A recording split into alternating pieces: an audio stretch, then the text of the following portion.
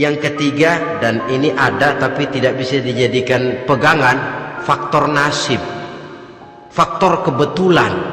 Ada tapi tidak bisa dijadikan pegangan mutlak.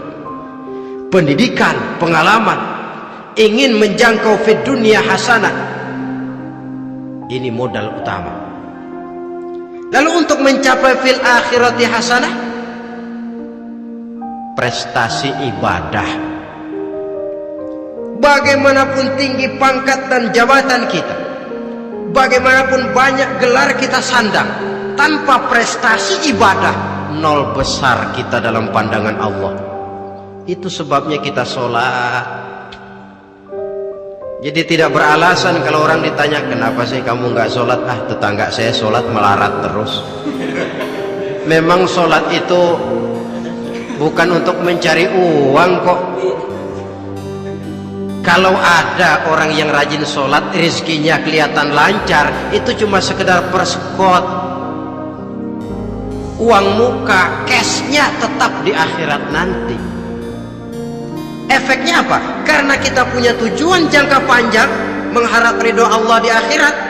Cara kita mencapai tujuan jangka pendek dibatasi oleh pertanyaan, Allah ridho apa enggak? Kita cari uang, tapi pertanyaan pokok, Allah ridho enggak cara ini? Kita mengejar kedudukan, tapi Allah ridho enggak dengan cara ini? Ini yang menyebabkan kita lantas tidak lalu menghalalkan segala cara.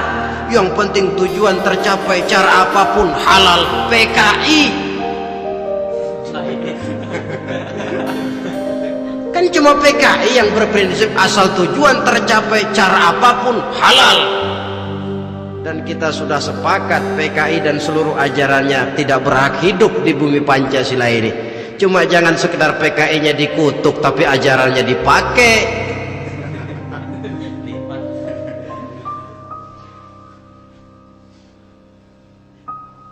Nah, untuk mencapai dua tujuan ini, Islam mengajarkan sistem keseimbangan. Sehingga Nabi sabdakan, "I'mal lidunyaka ka'annaka ta'ishu abada wa'mal li akhiratika ka'annaka tamutu ghada."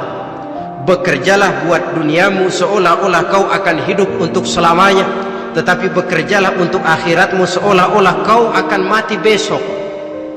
Jadi kalau kita sudah sholat menghadap Allah, usolli fardhu maghrib, Allahu Akbar, ingat seolah-olah kita akan mati besok supaya timbul khusyuknya. Tapi kalau kita sudah bekerja, kuliah, bekerja, belajar di tempat tugas, ingat seolah-olah kita akan hidup selamanya supaya timbul gairah kerja. Jangan dibalik. Di kantor ingat mati, lemas terus. Ngapain kerja sungguh-sungguh bakalan mati. Lagi sholat ingat Duta Merlin, Aldiron Plaza, ya kacau. Salah pasang, tidak pada tempatnya. Untuk mencapai fid dunya hasanah ini, Islam mengajarkan tempuh jalur yang mengikuti sunnatullah. Itu yang dihargai oleh agama. Terikat oleh hukum kausal bahwa kalau ini yang saya usahakan hasilnya akan begini. Perkara nanti hasil tidak seperti yang kita harapkan, baik sangkalah kita kepada Allah. Sebab kita tidak tahu rahasia apa di belakang ini. Kadang orang mengeluh, habis saya rajin sholat tapi rezeki seret, berhenti aja dah. Kita tidak tahu rahasia di belakang itu. Pernah hadirin, satu hari seorang petani, dia selesai bekerja di ladang, istirahat. Dia tidur di bawah sebuah pohon beringin. Di sebelah pohon beringin itu ada pohon labu. Dia berpikir, kalau saya lihat-lihat Tuhan nggak adil katanya. Masa pohon beringin pohonnya besar, buahnya kecil. Pohon labu pohonnya kecil, buahnya gede. Tuhan bukan arsitek ulung ini.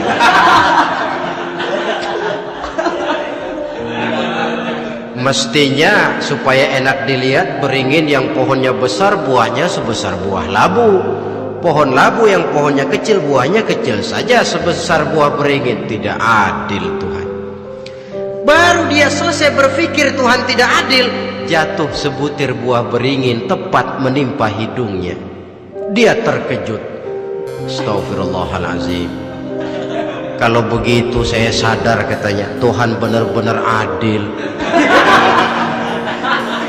Coba kalau buah beringin segede buah labu, waduh, kayak apa muka saya ini?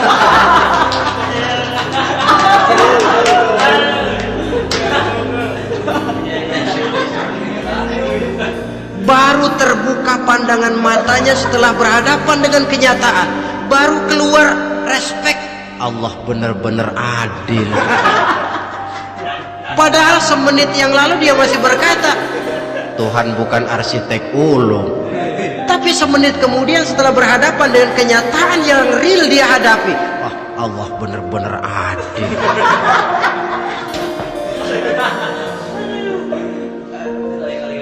Itulah kehidupan ini.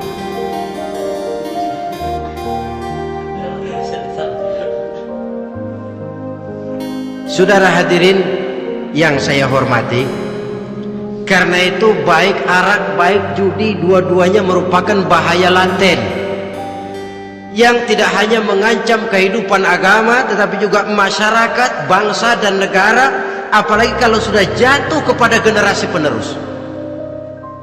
Dan yang bagaimanapun juga saya berpikir sebenarnya remaja, pemuda, pemudi kita cuma korban dari suatu sistem. Sebab ini merupakan tanggung jawab bersama. Ulama mubalik macam saya paling wewenangnya cuma ngomong. Yang punya SK untuk memberhentikan pabrik minuman keras itu kan Menteri Perindustrian. Tangan-tangan eksekutif.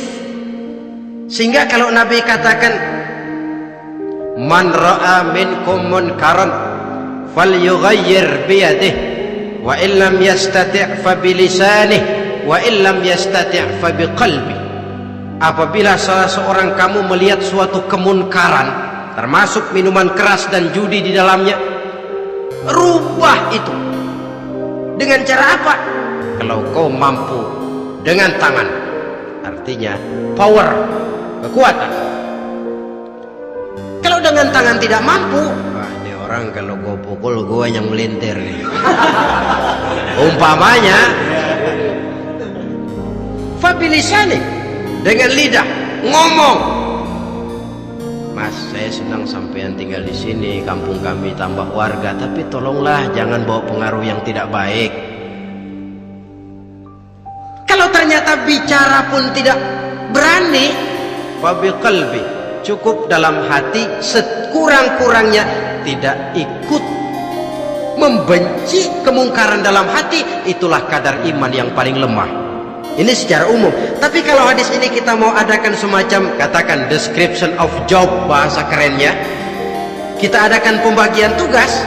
Siapa yang harus merombak kemungkaran dengan power? Penguasa, pemerintah, sebab dia punya aparat. Siapa yang merombak kemungkaran dengan lidah? Ulama, kiai, mubalik, ngomong. Siapa yang hanya merubah kemungkaran dalam hati? Kita umumnya rakyat lemah ini, yang mau ngomong gak berani tapi hati pegel. Nah, kalau sudah ada pembagian tugas semacam itu, insya Allah masing-masing akan berjalan pada relnya, dan pada akhirnya selamatlah kita, bangsa Indonesia.